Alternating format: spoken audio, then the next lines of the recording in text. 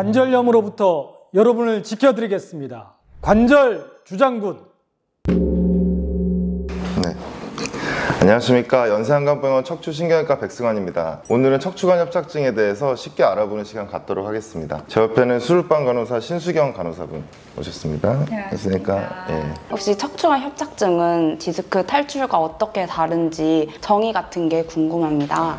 척추관 협착증은 일단 허리 구조를 먼저 좀 살펴보셔야 되는데요. 허리는 이제 요추라고 합니다. 총 5개로 이루어져 있고요. 1, 2, 3, 4, 5 이렇게 되어 있습니다. 저희가 머리에서부터 신경이 내려와서 허리 쪽으로 내려온 다음에 다리 쪽으로 이렇게 신경 가지를 분포가 되면서 여기서 앞에서 이 관절을 이루는 디스크가 튀어나오면서 눌리는 게 이제 디스크 탈출증이고, 뒤에 관절이나 인대가 퇴행성 변화 때문에 두꺼워지면서 신경관 자체를 좁게 하는 걸 척추관 협착증이라고 합니다. 우리 길 가다 보면은 이제 유모차 끌고 다니는 할아버지 할머니들 계시잖아요. 네.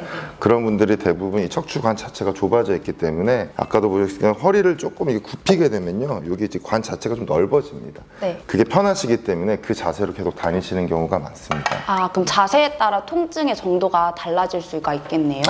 맞습니다. 그래서 척추관 협착증이 심하신 분들은 실제로 내리막길은 더 힘들어하시고 오르막길은 허리를 좀 숙여서 걷기 때문에 오르막길은 좀 더 오르기 편하다, 이렇게 말씀하시는 분들이 많습니다. 그럼 주로 허리 통증 때문에 내원하시는 분이 많나요? 아니면 다리나 다른 통증 때문에 내원하시는 분들이 많나요? 역시 좋은 질문인데요. 저희가 사실 살면서 허리는 사람이 한 번은 무조건 아프거든요. 그렇기 때문에 그때 뭐 허리가 약간 삐끗했다 라고 하시는 분들이 많기 때문에 그 당시에는 병원을 잘 안 찾으시는 경우가 많은데, 이 척추관 협착증은 보통 40, 50대부터 시작이 됩니다. 그래서 허리 통증이 오래되신 분들은 나중에 허리는 별로 안 아픈데 엉치나 허벅지, 종아리, 심지어 발등이 땡기고 저리고 화끈거린다, 이런 분들이 대부분 많으십니다.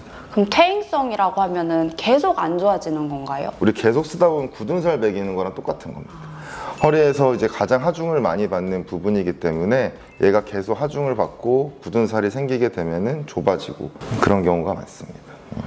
네, 척추관 협착증으로는 어떻게 진단을 받은 방법이 있을까요? 네, 이제 제일 중요한 건 환자분들 증상이고요. 협착증이 의심이 된다, 기본적으로 엑스레이와 MRI나 CT 검사 같은 걸 하게 됩니다. 요추가 총 5마디이기 때문에 기본 검사로는 사실 어디가 신경이 정확히 막혔는지는 확인하기 힘든 경우가 굉장히 많습니다. 물론 증상이 제일 중요하긴 하겠지만 좀 정밀 검사나 MRI를 통해서 확인을 한 다음에 거기에 딱 맞게 치료를 하게 됩니다. 치료에는 어떤 것들이 있을까요? 네.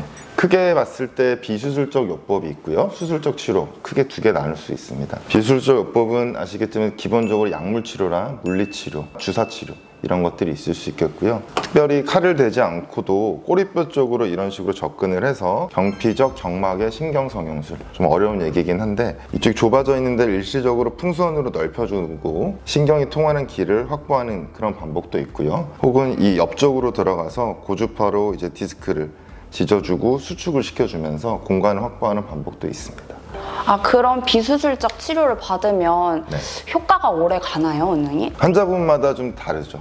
경미한 협착증 혹은 경미한 디스크가 있으신 분들은 한 번 시술을 받고 대부분 제 외래에도 잘 안 오십니다. 원장님께서 별로 안 좋아하시겠지만 그럼 비수술적 치료도 효과가 많이 좋은가 보네요. 제일 중요한 거는 이 잘 알고 있는 숙련된 전문의한테 진료를 받으셔서 이분이 비수술적 요법으로 충분히 좋아질 수 있느냐, 그거를 판단하는 제일 중요하다고 생각합니다. 약간 경도의 디스크, 경도 협착증 정도면 시술로도 충분히 좋아질 수 있고 일상 회복도 빠르고요. 그런 분들 보면은 이제 약도 굳이 안 드시고 골프도 치러 다니시고 여행도 다니시고 다 잘 지내십니다. 좋네요. 그럼에도 수술을 뭔가 받아야 될 정도로 아프거나 할 때 병원에서 이제 수술을 권유를 하시잖아요. 네. 근데 환자분들 입장에서는 좀 많이 걱정되는 부분이 수술인 것 같아요. 요즘 워낙 이제 유튜브나 다른 정보들이 많이 좀 인터넷에 많이 퍼져 있기 때문에 좀 잘못된 정보가 좀 많이 있는 경우가 있어요. 하지만 수술이 꼭 필요한 경우는 아까 말씀드린 비수술적 치료나 요법에서도 호전이 없거나 다리로 내려오는 신경이 너무 많이 눌려서 다리에 마비가 온다거나 극히 드물긴 한데 대소변 장애까지가 올 수도 있거든요.